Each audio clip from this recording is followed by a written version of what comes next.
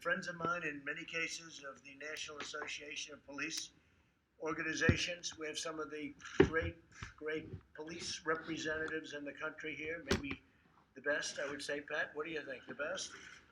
Representing more than 240,000 of our nation's courageous police officers. I want to thank the association president, a friend of mine, Mick McHale, who it's been tremendous, who I call on occasionally to say what the hell's happening in a certain location. And he gives me the advice, and I was very honored to receive the endorsement. That was a great endorsement. We very much appreciate it, Mick. The entire leadership team is here today, representing large portions. What would you say the percentage of police in the country are represented in this room? Big portion. Yes, sir. Yeah, very big portion. I appreciate it. Also, I want to thank our Vice President, Mike Pence. He's been very involved in a lot of issues, but this issue is one of his very important ones, I think we can say, Mike, right? We're here to discuss the unwavering support of our nation's courageous police officers and our determination to defend the safety of all Americans. I just spoke on Portland. I just spoke with Chad Wolf, who's doing a fantastic job at Homeland. And the courthouse is totally secure. It has been ever since we've been there. We had to move in about a week and a half ago because they were going to take down the federal courthouse. This is not even believable. You know, you tell these stories, it's not even believable. Homeland Security moved a team of very talented people, strong, tough people, and the courthouse has been in very good shape. They're not an offensive team, they're a defensive team. They're not allowed to be offensive, unfortunately. And you had radical anarchists, you had horrible people, you had agitators. There weren't protesters, there might have been protesters, but the ones that were the problem were absolute anarchists and in many cases professionals. So a lot of people have been arrested, and we've told the mayor and we told the governor, you better get in there and do your thing. And they finally, they should have done this 60 days ago. A lot of people have been hurt. A lot of law enforcement people have been hurt, and they should have done this 60 days ago. So now they've freed up the park, cleaned out the park, and they're moving their way. And if they have any other problems, we're going to take very strong offensive force. Nothing started because the federal government was there. In fact, if we weren't there, you would not have a courthouse right now. You know, the media, some of the media, not all of it, but some of it, they are saying that because the federal government walked in, they became worse. Now, because the federal government walked in, we saved the U.S. courthouse, the federal courthouse, which is was a magnificent. It will be shortly, but you know, there's graffiti all over it and everything else. That's why we moved in, because the local police were not protecting federal property. So Homeland Security has done a fantastic job. I appreciate it. Chad Wolf and the entire team have been fantastic. And it seems to be cleaning up. And if it doesn't clean up, we're going to do something very powerful, because we have no choice. Not that I want to do it. I don't want to do it, but we have no choice. In recent weeks, law enforcement has become the target of a dangerous assault by the radical left. The left-wing extremists have spread mayhem throughout the streets of different cities, in particular Portland. If you look, Portland is one. Seattle certainly would be another. And we were getting ready to go into Seattle. We would have solved that problem very quickly. When they heard that we were going in, they went in. And by that time, the anarchists were exhausted, and they just raised their hand. They were exhausted and tired, and they had a lot of drugs and a lot of alcohol, and they just gave up. They just raised their hands. They were sleeping there long enough. They took over actually a piece of Seattle, if you can believe that, Seattle being a major city. And they took over a piece. So we were ready to go into Seattle. Everyone knows that. We were going to go in with force, and we didn't have to, because the day before we were going in, and we let them know, the day before we were going in, this is what happens. They went in, and the anarchists and agitators gave up, and they gave it back. Joe Biden's pledge to cut police funding. You do know about that, Mick, I assume, right? You've heard that little rumor?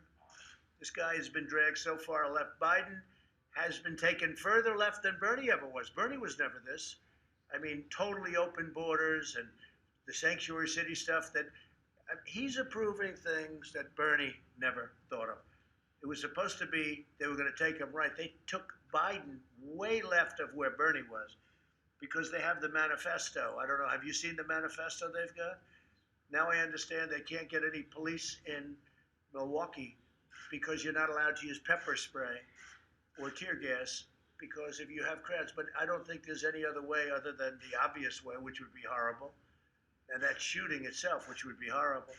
But I don't know how you can control a crowd if if that crowd's anything like what you have at Portland. There's no way you could possibly do it without tear gas and pepper spray. Pat, would you say that's a correct statement? I agree. You have to control the streets. You have to do it fairly, but you have to do it.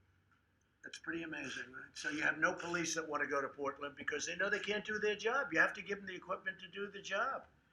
It's incredible. They're not going to go till Milwaukee. So what's going to happen in Milwaukee, Mick? What do you think? Well, I think that they're going to have the mad exodus that we're seeing in other parts of the country.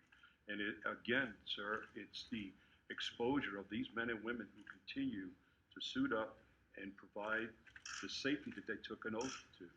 And we want to, as an association, but we speak for all law enforcement, and thanking you personally for your executive order, which allowed us to surplus equipment. That equipment is saving our lives, literally, sir, and we thank you. We thank you for all of us. Thank you. No, that was very controversial. The previous administration didn't want to do that. We had hundreds of millions of dollars worth of equipment, really good military equipment, good stuff, and a lot of it was protective. It was defensive equipment, where like vehicles that are very strong in terms of defense capability, where you wouldn't get hurt with the windows are, shatterproof, etc., and bulletproof. And we gave that out to our police departments. It was sitting there gaining dust. That was the only thing it was gaining, was dust. And we gave that out to all of our police departments all over the country. And you have no idea, every time I go someplace, the police thank me for that. This is stuff that was just getting less and less valuable. Much of it was brand new, but getting less and less valuable, sitting in warehouses. Probably the government was paying a lot of rent to the warehouses. And it's been a great thing. So as a result of the outrageous attacks on law enforcement, violent crime has surged in certain Democrat-run cities, many of them. I mean, you look at New York, it's up 348%. Who ever heard of a number like that? Because you have a radical left mayor who doesn't know what he's doing. He doesn't know what he's doing. I don't understand even how the police can allow it to happen. That's the only thing. We talk about that. But you look at Chicago. In Chicago, more than 2,200 people have been shot. Okay, think of that, shot. Now, that's far worse than Afghanistan. We're leaving Afghanistan fairly shortly, but we see things in Chicago and other places that you don't see in Afghanistan. It's unbelievable. 40% increase from 2019. And the hard thing is that crime is down nationwide. So I'm taking all of these Democrat-run cities, and we're putting them in with the well-run cities and largely Republican well-run cities and states. And with all of this shooting that you see in Chicago and New York, and Minneapolis had a bad period, but we sent in the National Guard. The National Guard did a fantastic job, and they stopped it. That place would have burned down. Minneapolis would have burned down if I didn't force the National Guard into that. And you saw them form, right? It's a beautiful thing. All of a sudden, you see a line of people. They walk through it like a knife through butter. And that was the end of the problem in Minneapolis. So, we have to do that.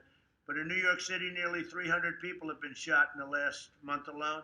Murders are up 32% in Philadelphia and 80% in Minneapolis compared to last year. Minneapolis, great place too. And Philadelphia, you think of it. I went to school in Philadelphia. You look at these numbers. In cities across the nation, we've also seen police officers assaulted with bricks, rocks, bats, Molotov cocktails, frozen bottles of water. Somebody said last night, one of these protesters, I saw it, he said, "It's only water. How can water hurt you?" Yeah, they don't say it's frozen in a bottle the size of a football, and they throw it at the police. It's unbelievable. It's water. And then they have cans of soup, and they throw the cans of soup. That's better than a brick because you can't throw a brick. It's too heavy. But a can of soup, you can really put some power into that, right? And then when they get caught, they say, "No, this is soup for my family." They're so innocent. "This is soup for my family." It's incredible. And you have people coming over with bags of soup, big bags of soup, and they lay it on the ground, and the anarchists take it and they start throwing it at our cops, at our police. And if it hits you, that's worse than a brick because it's got force. It's the perfect size. It's like made perfect. And when they get caught, they say, no, this is just soup for my family. And then the media says, this is just soup. These people are very, very innocent. They're innocent people. These are just protesters. Isn't it wonderful to allow protesting? No. And by the way, the media knows it better than we do. They know what's going on. I don't know what's wrong with them. They're doing our country a tremendous disservice, I'll say that. But in cities all across our nation, we've seen our police officers so badly assaulted.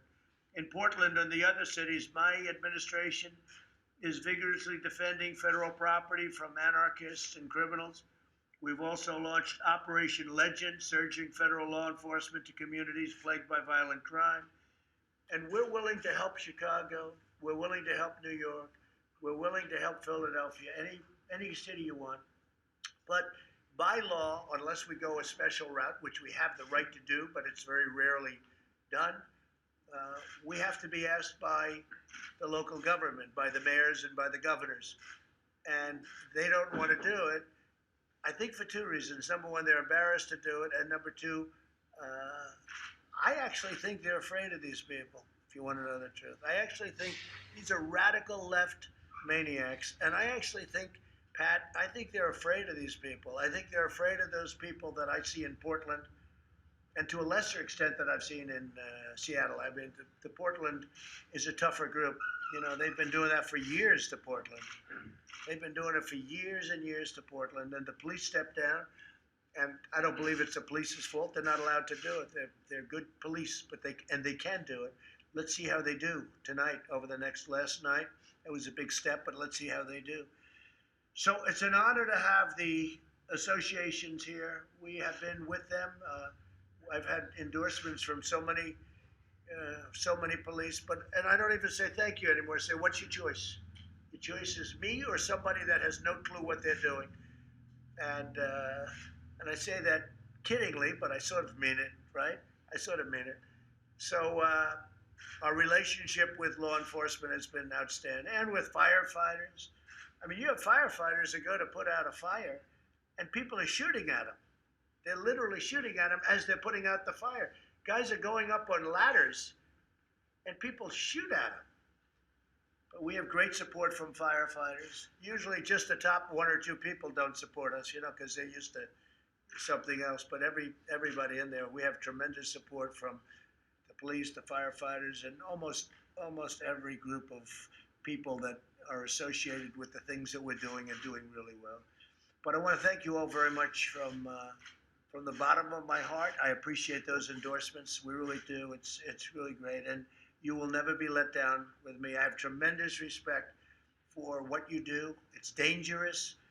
It pays not as well as they could do elsewhere. Many of the people, but they're discouraged. Many of the people, they do it, they love it, right? They love it. They would, nothing they'd rather do. This is what they want to do. But it's a very dangerous profession. And we are going to toughen it up a lot because the mayors and the governors aren't allowing you to do your job. And you got to be allowed to do your job. When you see the things that we've seen in St. Louis, and by the way, you look at the last administration with Ferguson and all of the problems they've had. I mean, they had some problems that are doozies. People said, oh, the last administration, they had this. That's what started a lot of this. If you look at some of the things that they had, I could name 10 of them right now. But we have to strengthen up because you're being told to do things that can't happen. In Seattle, they're reducing the force by massive numbers. In Portland, they're reducing their force. Can you imagine that? In Portland, they're reducing their force by massive numbers. But then the governor, like in Oregon, the governor said things that are just unbelievable. She doesn't want it to get better. The mayor of Seattle, the things that she said, we're going to have a summer of love. There's something going on that is crazy. Remember this, though, most of our cities are doing really, really well. And despite the pandemic, and we're doing a good job on that, we have vaccines that are really getting close. We have therapeutics that are really getting close. But despite all of that, these cities are doing very well, and law enforcement's at an all-time good. So most of it's good. We only talk about the bad, but most of it's good. Pat, would you like to say something and representing our New York's finest? And we'll go around the room a little bit. We sure do. You know, in our city, we're going through a difficult time. We have a progressive mayor that's anti-police, a city council that's anti-police, and the state house is anti-police. So they're changing the law where it's becoming impossible to do our job. And remember what our job is, to keep folks safe. You do that by helping the good people, going after the bad people. They're stopping us from doing that. So we come So down if a here. mayor tells you you can't do that, you cannot. Your job is to keep people safe, right? That's So is that a higher calling than listening to a mayor? Well, you know what? They're the boss in our town, so we have to go by the rules they set. The problem is the rules they are setting, the laws they are passing, are making it impossible, because what happens then, we're criminally charged. So we come here today, Mr. President, to ask for help, to have a discussion Do they on what actually we charge need. you criminally? Yeah, they can charge us criminally, yes, sir. It's disgraceful. It's like they reversed the world. It's the upside down world right now. And I have 36 years in the job. I've never seen it this bad, sir. Never been anything like it. Hey, look, I lived in New York, and we never had a problem in New York. New York was once Rudy did a great job as mayor, in all fairness, because before that. But I think this is worse than the Dinkins era now. How do you compare this to the Dinkins era? It's worse. You know, we had disturbances back during Mayor Dinkins' time, but we had it in one neighborhood, possibly two. We had disturbances recently in 3 boroughs, sir. You know, we have neighborhoods where your father started that where it's going back to be crime-ridden.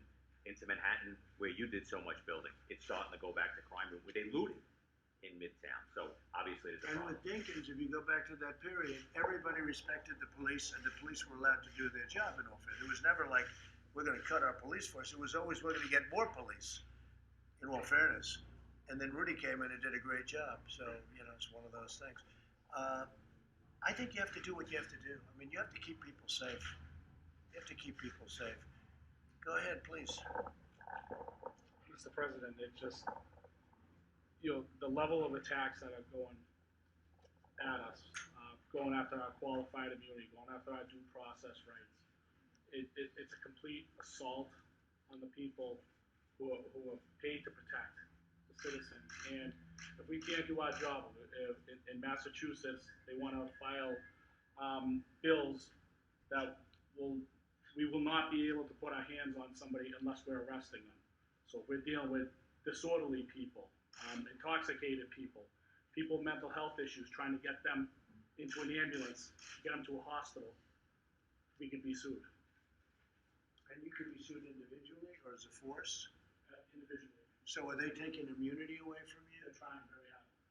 Yeah, that's the next move. You know, they want to take immunity away from police so that if you do what you have to do and you do it right, you can get sued. I mean, the whole thing is just crazy. So you're having a hard time in Massachusetts? Yes, Mr. President. We're working very hard. The unions are sticking together, working very hard, and hopefully we can curb some of this. Is the governor trying to help?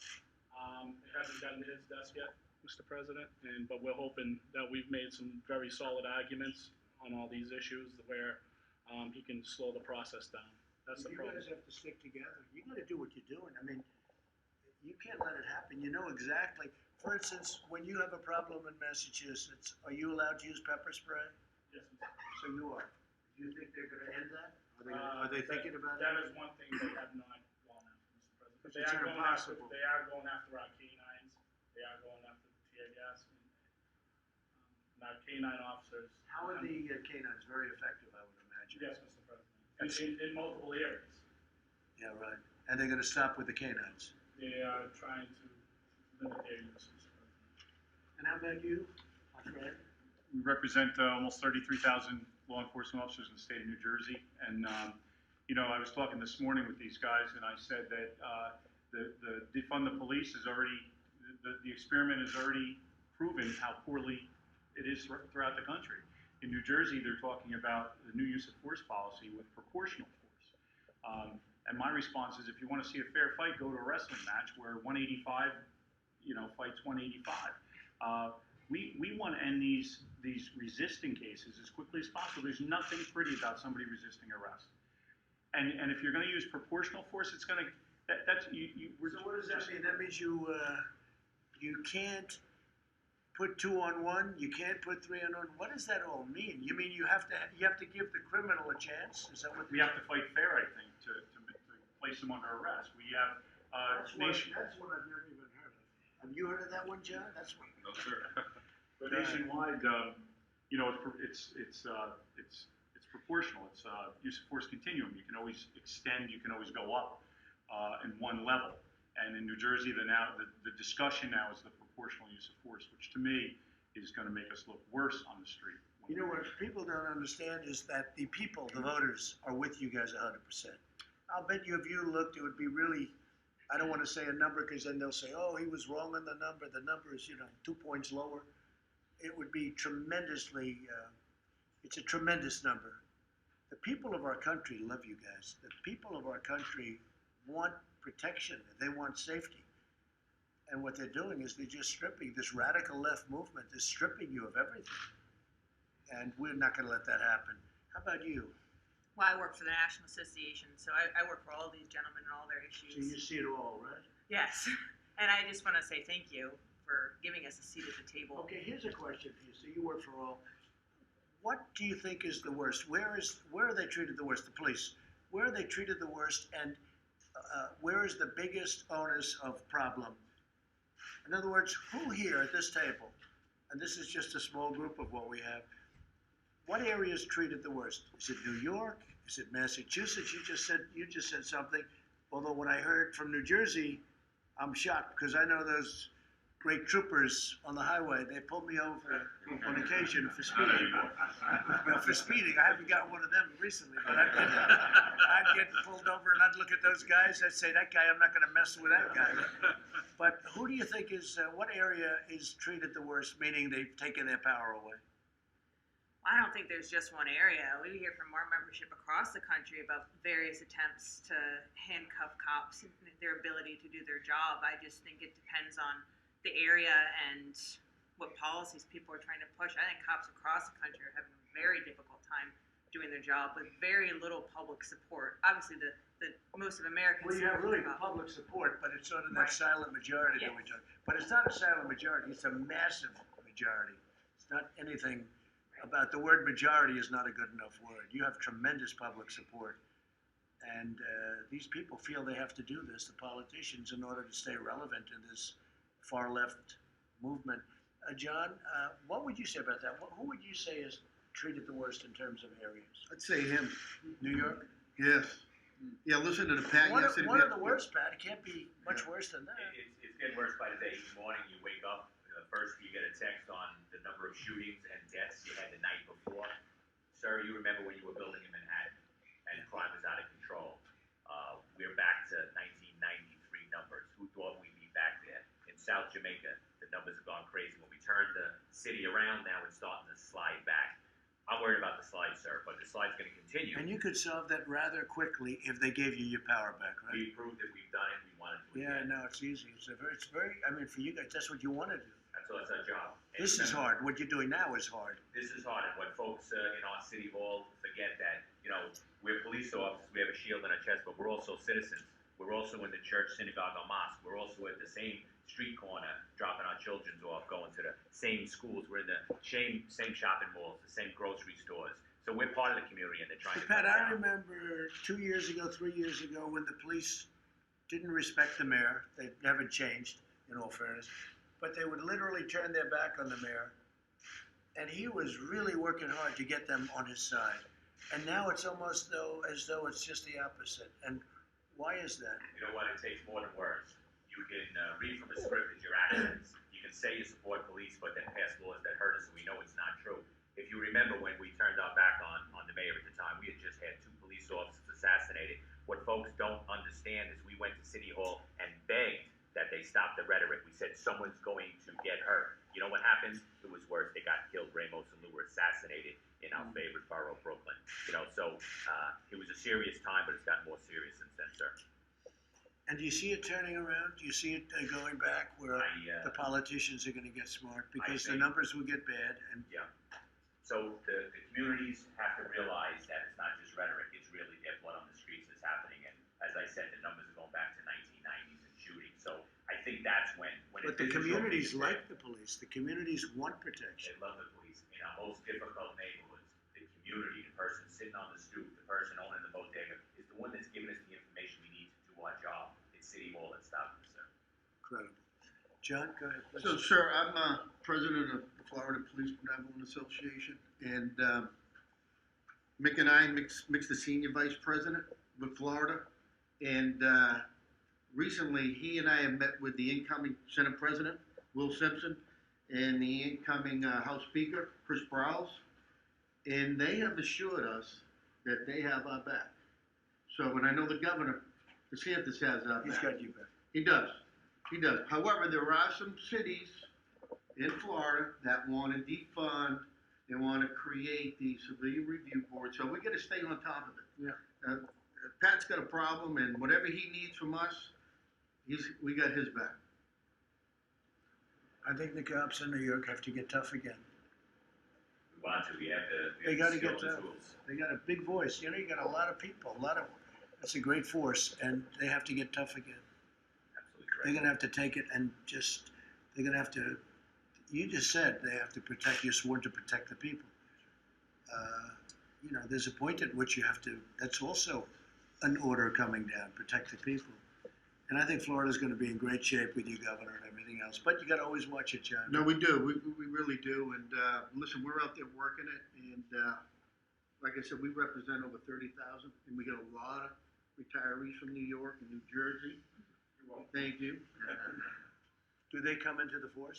Then Can you well, imagine? some of We them train do. them in New York, they leave after They 20 do. years and they go to Florida They go to court. and they become police.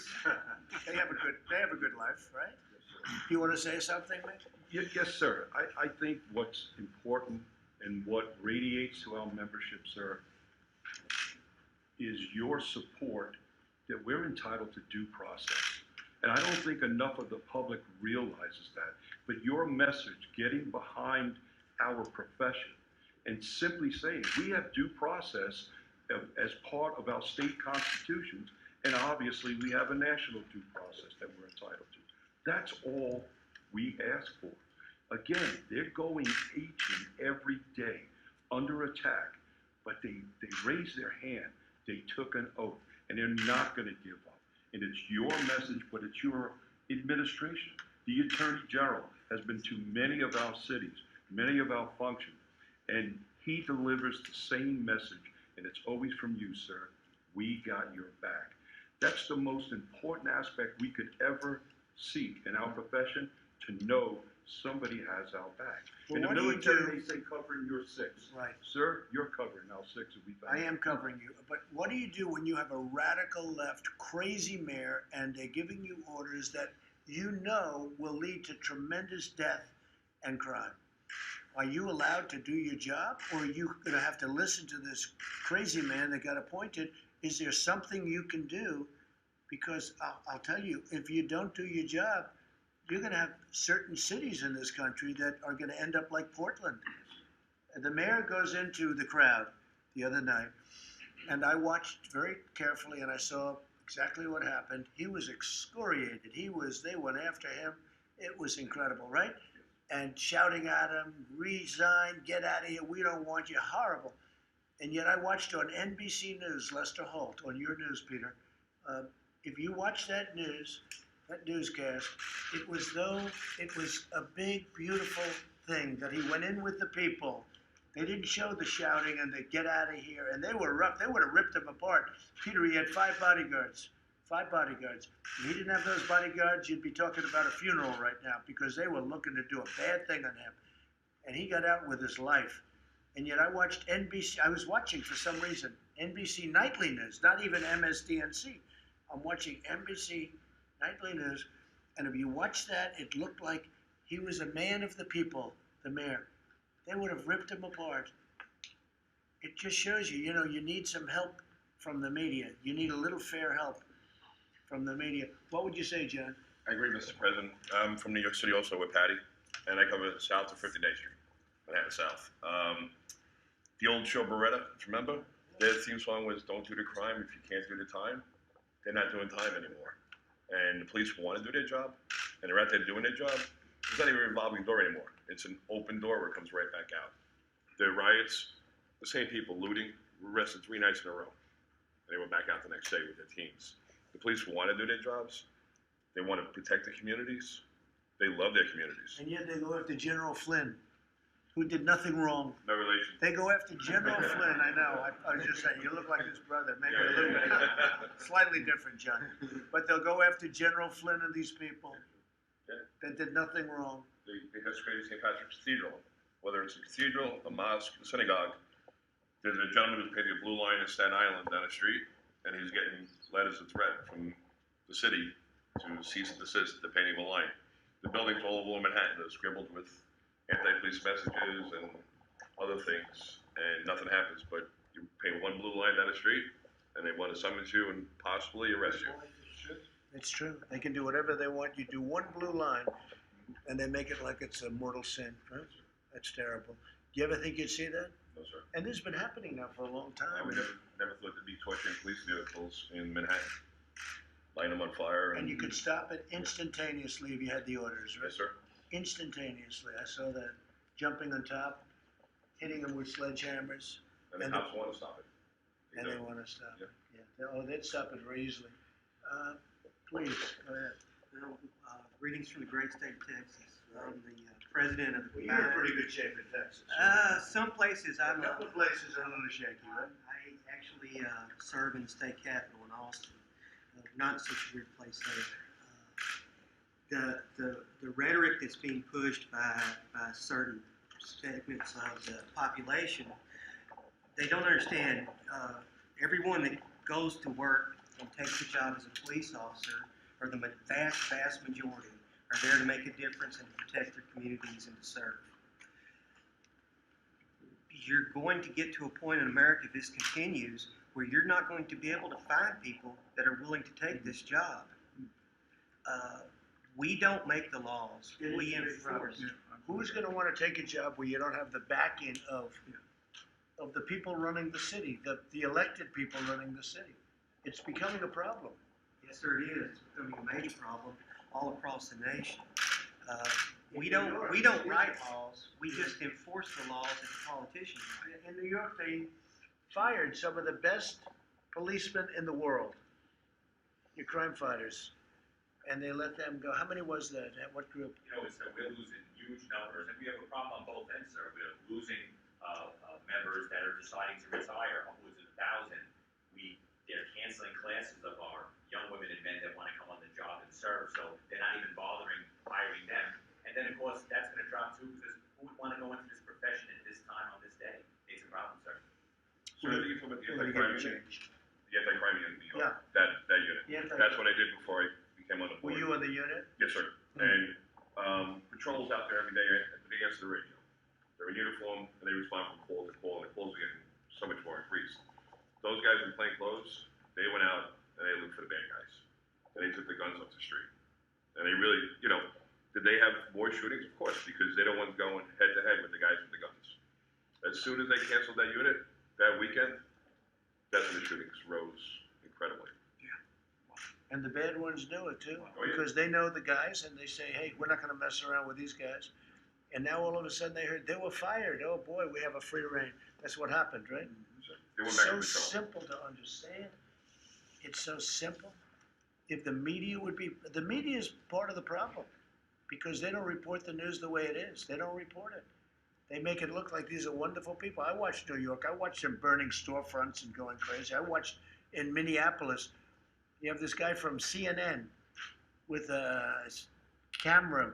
The city was burning behind him, and he's talking about what a lovely group of protesters.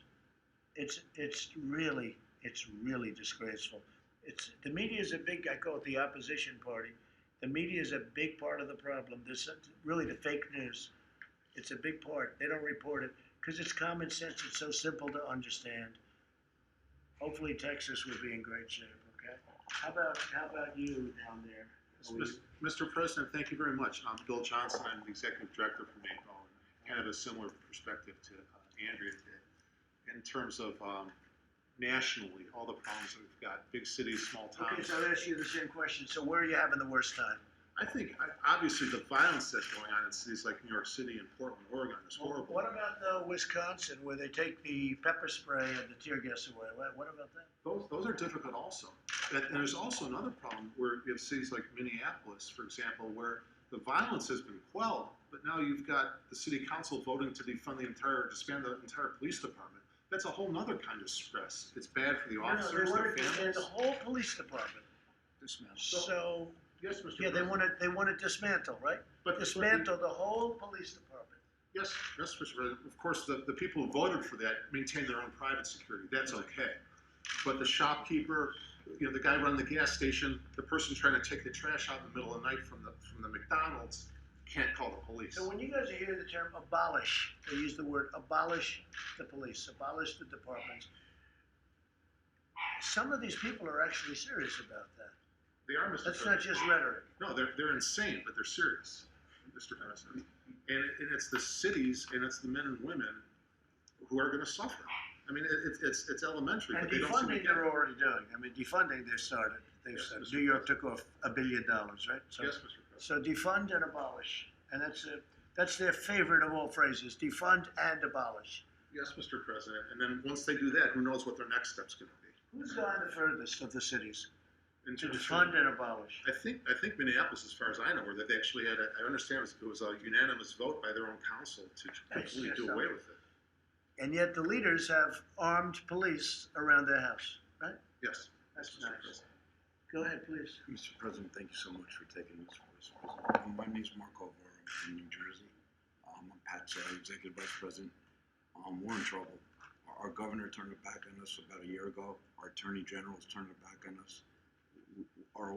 The legislature pretty much is throwing crazy bills at us.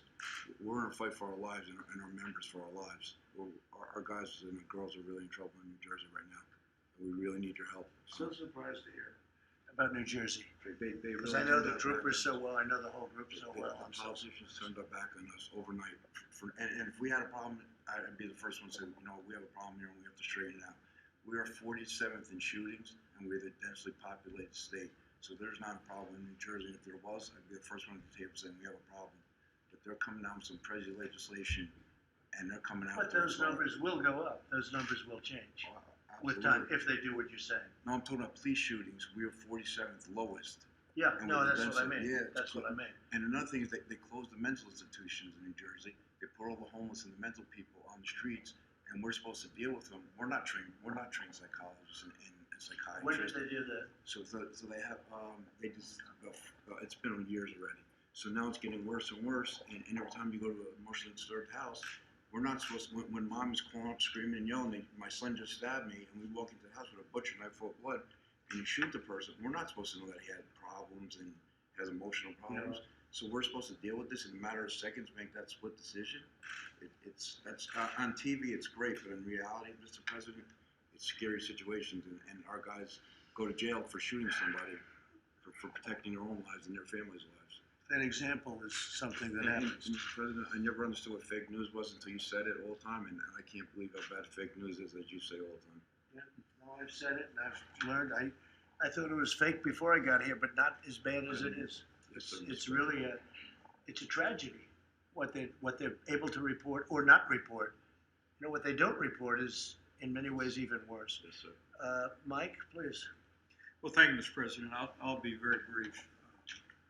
I first just want to say thank you to the nearly 250,000 men and women who put on the uniform of law enforcement that are part of this association. You have a president and a vice president of the administration who understand. Men and women who serve in law enforcement have no ordinary jobs. You put on a uniform, you kiss your family goodbye in the morning. And you count our lives more important than your own. So please let them know that all of the passion that they hear from the president and this administration, the support that you have among the American people, which I believe with the president, the overwhelming majority of the American people comes from a deep gratitude. Secondly, thank you for the endorsement of the National Association of Police Organizations for this president. I joined him on this journey 4 years ago. I saw the connection that he had with law enforcement from the very first day, and I know that police officers across the country have supported this president each and every day because they know that he understands the job that you do and supports your work. But I can tell you firsthand, serving alongside him every day, that when we see Joe Biden, the Democratic Party, driven by radical Democrats to call for defunding the police, abolishing the police, dismantling local officials, voting to dismantle local law enforcement agencies. We have leading politicians that have referred to police officers as stormtroopers and use the most pejorative terms. I want to say to you that it has only steeled this president and this administration's resolve to back the blue. And we are not going to defund the police. We're going to support law enforcement every day. As the president said, through Operation Legend, through the COPS program, 4,000 police officers, through the president's executive action to give law enforcement agencies more tools to do better policing, even while we improve the quality of life for people all across our city. So I just want to be clear with you. Right next to him each and every day, I can tell you that everything you had heard from him 4 years ago when he was first running for president, his devotion to men and women in law enforcement has only been steeled by the rise of the radical left and the attacks on law enforcement, and we're going to be with you every step of the way. This president, this administration will always back the blue. And we're working on additional support because you need that. We're the opposite of defund. And you're talking about peanuts by comparison to what they do and the damage they do and the lives that they destroy.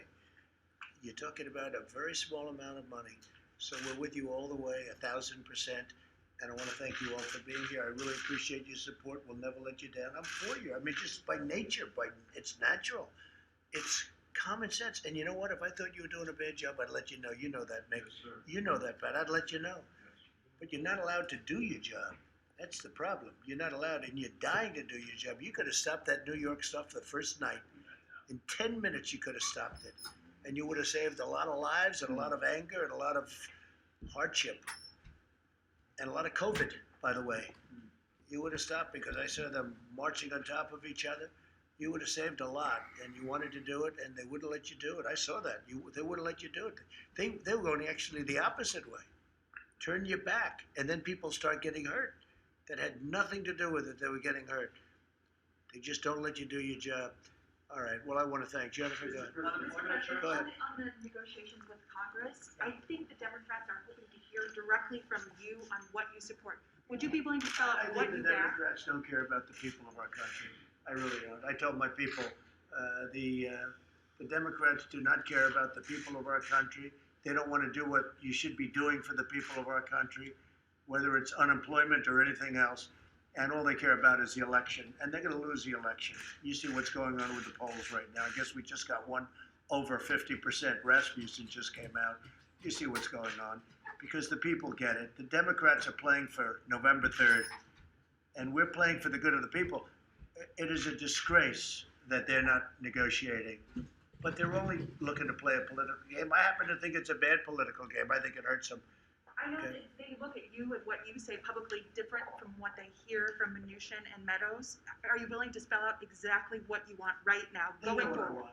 And what I want is I want our people to be able to live and live well, because it wasn't their fault that China brought in this pandemic, that China brought in this plague. It's China's fault. You want to know the truth? China should be paying for it. And maybe they will. Maybe they will. You'll watch. You'll watch. What else? Mr. President. Mr. President, if we can ask you specifically, we heard yesterday your frustrations about how long it'll take to count the ballots here. Then why aren't you spending more energy to get the resources and the funding for the states that they want to be able to secure this election for all Americans? Peter, you know nothing about my energy. Okay, What you are know you nothing doing about. specifically? You know nothing about what I'm doing. What are you doing? Listen, you know nothing about what I do. The Americans are listening. So What are you doing? NBC, I just told you about the false report that NBC put out the other night about the mayor of Portland, and this is the kind of stuff you get. You'll see what happens. It is common sense. Everyone knows mail-in ballots are a disaster. You just have to take a look at the last recent. Take a look at New York City. Look at New York. They're still counting your ballots, Pat. Do you know that? They had a race, a small race by comparison. By comparison, tiny. It's so messed up, they have no idea there are ballots missing. Thousands and thousands of ballots are missing.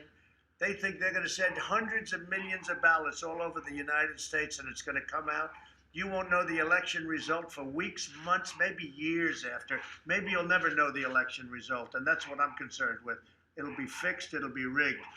People ought to get smart.